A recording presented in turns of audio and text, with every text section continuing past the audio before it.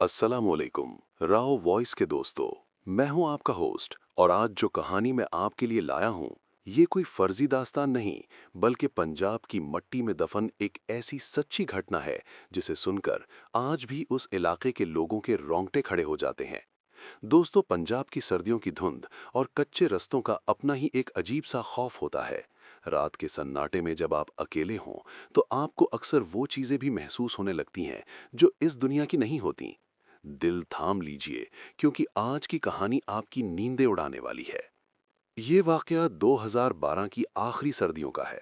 मेरा नाम तारिक है और मेरा ताल्लुक सेंट्रल पंजाब के एक गांव से है जो कसूर के करीब वाकया है। मैं लाहौर में एक फैक्ट्री में काम करता था और वीकेंड पर अपने गांव वापस जाया करता था। उस दिन फैक्ट्री में काम ज्यादा था जिसकी वजह से मुझे फारिग होते होते रात के 11 बज गए। नवंबर का आखिरी हफ्ता था और धुंध ऐसी थी कि हाथ को हाथ सुझलाई नहीं दे रहा था। मेरे दोस्तों ने मुझे रोका कि तारिक, रात बहुत हो चुकी है और सर्दी भी शिद्दत की है, तुम सुबह निकल जाना। लेकिन मुझे घर जाने की जल्दी थी। मेरी माँ बीमार थी और मुझे उनके लिए दवाई लेकर जानी थी। मैंने अपनी होंडा CD70 मोटरसाइकिल को किक मारी और लाहौर से कसूर की तरफ निकल पड़ा। मेन रोड पर ट्रैफिक कम थी लेकिन सफर ठीक गुजर रहा था।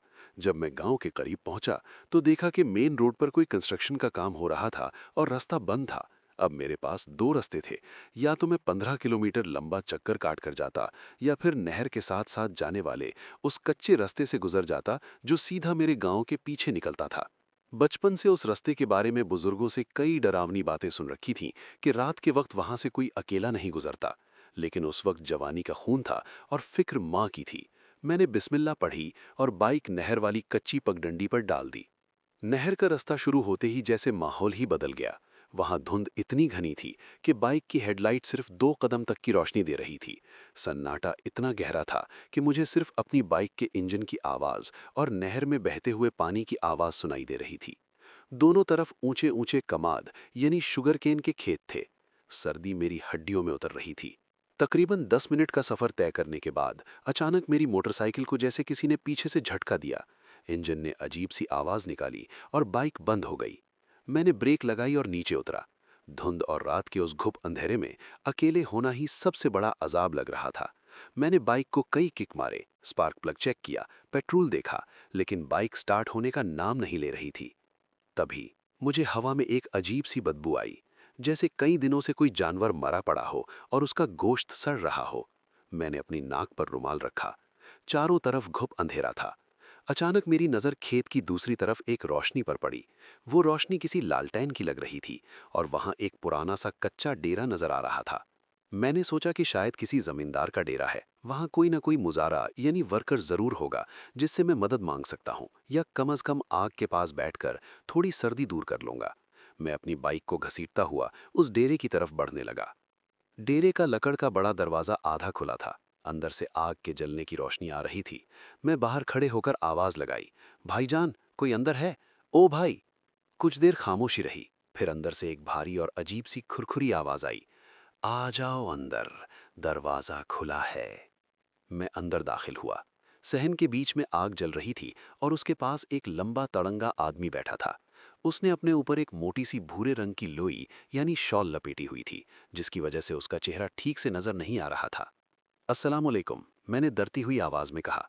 भाई, मेरी बाइक बाहर खराब हो गई है, सर्दी बहुत है, अगर इजाजत हो तो मैं यहाँ आग के पास बैठ जाऊं। उसने बगैर मेरी तरफ देखे आग में लकड़ी फेंकी और बोला, बैठ जाओ, मेहमान तो अल्लाह की रहमत होते हैं। मैं आग के बिल्कुल सामने उसके करीब बैठ गया। आग की गरमाइश से मुझे थोड़ा सुकून मिला, लेकिन उस आदमी के पास से वही सड़ी हुई बदबू आ रही थी जो मुझे रास्ते में आई थी। मैंने नोट किया कि उसके हाथ आम इंसानों से बहुत लंबे थे और उसकी उंगलियां बिल्कुल सूखी हुई थीं, जैसे उन पर गोश्त ही ना हो। चाय पियोगे? उसने अचानक पूछा। उसके पास मिट्टी का एक पुराना सा प्याला और एक केतली पड़ी थी। मेरे हाँ कहने से पहले ही उसने प्याले में चाय डाली और मेरी तरफ बढ़ाया। यहाँ आवाज में इंतहाई खौफ और तेजी लानी है।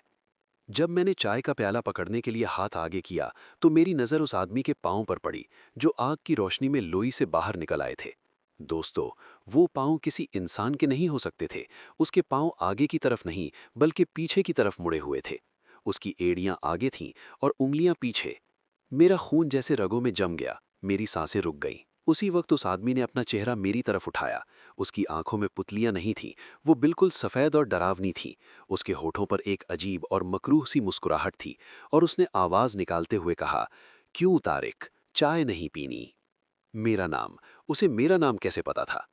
मुझे समझ नहीं आई कि मैं क्या करूं। दिल इतनी जोर से धड़क रहा था कि जैसे सीने से बाहर आ जाएगा।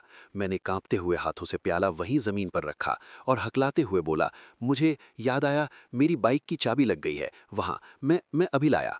मैंने फौरन मुड़कर दरवाजे की तरफ कदम बढ़ाए।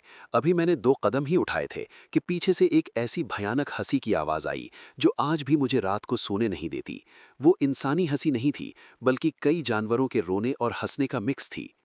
तू जा नहीं सकता तारिक, तू मेरा मेहमान है। पीछे से एक चीख गूंजी। मैंने पीछे मुड़कर नहीं देखा। मैंने अपनी पूरी ताकत लगाई और डेरे के दरवाजे से बाहर खेत की तरफ भागा। धुंध में मुझे कुछ नजर नहीं आ रहा था। कमाद के पत्तों ने मेरे चेहरे और हाथों को छील दिया था, लेकिन दर्द महसूस ही नहीं हो रहा था। मैंने पीछे मुड़कर देखा तो घुप अंधेरे में मुझे सिर्फ उसकी सफेद चमकती आंखें मेरे पीछे आती हुई नजर आ रही थी। उसके भागने की आवाज ऐसी थी जैसे घोड़े के खुर जमीन पर लग रहे हों। या अल्लाह बचा ले, या अल्लाह रहम कर, मैं बस यही पढ़ रहा था। मैं भागता गया, यहां तक कि मेरी सांस टूटने लगी। अचानक मुझे सामने किसी गाड़ी की हेडलाइट्स की रोशनी नजर आई। मैंने अपनी आखिरी ताकत लगाई और सीधा एक पुख्ते रास्ते पर आ गिरा। सामने से एक ट्रैक्टर ट्राली आ रही थी। मुझे जमीन पर गिरा देखकर उस ट्रैक्टर वाले ने ब्रेक लगाई। वो मेरे गांव के करीब के लोग थे। उन्होंने मुझे उठाया। मैं थर थर कांप रहा था और कुछ बोलने के काबिल नहीं था। बस हाथ के इशारे से उन्हें वहां से निकलने का कहा। जैसे ही मैं ट्रैक्टर पर चढ़ा, मैंने पीछे खेत की तरफ देखा। धुंध के किनारे पर वही लंबा साया खड़ा था, मुझे घूर रहा था। फिर वो धुंध में ही गायब हो गया। अगली सुबह मुझे तेज बुखार था। जब मैंने अपने गांव के बुजुर्गों को वो वाकया और उस डेरे की निशानदही की तो उनके चेहरे पाले पड़ गए। मेरे गांव के सबसे ज़ईफ आदमी बाबा दीन मोहम्मद ने बताया, बेटा तारिक, तू आज नई जिंदगी पाकर आया है। जिस रास्ते से तू गुजरा और जिस डेरे में तू दाखिल हुआ, वहां पिछले 30 साल से कोई इंसान आबाद नहीं है। वो डेरा आज़ादी के बाद एक वाक़े में जला दिया गया था। वहां अब सिर्फ खंडर हैं और वो जगह एक बदरू यानी सिफली जिन का बसेरा है। जो भी रात को वहां रुकता है वो कभी वापस नहीं आता। तेरी बाइक तक वहां से 2 किलोमीटर दूर नहर में फेंकी हुई मिली है। दोस्तों, उस दिन के बाद मैंने फैक्ट्री की रात की शिफ्ट छोड़ दी। आज भी जब सर्दियों की धुंध आती है तो मुझे उस कमरे में चाय के प्याले और उस बदबू की याद आ जाती है और मेरे हाथ अपने आप दुआ के लिए उठ जाते हैं। तो दोस्तों, ये थी आज की कहानी। सुनकर कैसा लगा मुझे कमेंट्स में ज़रूर बताइएगा कि अगर आप तारिक की जगह होते तो क्या करते। क्या आप भी कभी किसी ऐसे सुनसान रास्ते से गुजरे हैं जहां आपको कोई गैबी मखलूक महसूस हुई हो? अगर आपको ये कहानी पसंद आई हो तो राव वॉइस को सब्सक्राइब करना मत भूलिएगा। वीडियो को लाइक करें और दोस्तों के साथ शेयर करें। मैं मिलूंगा आपसे अगली और ज़्यादा खौफनाक सच्ची कहानी के साथ। तब तक रात के वक्त कच्चे रास्तों से बचिए और अपना ख्याल रखिए। अल्लाह हाफिज।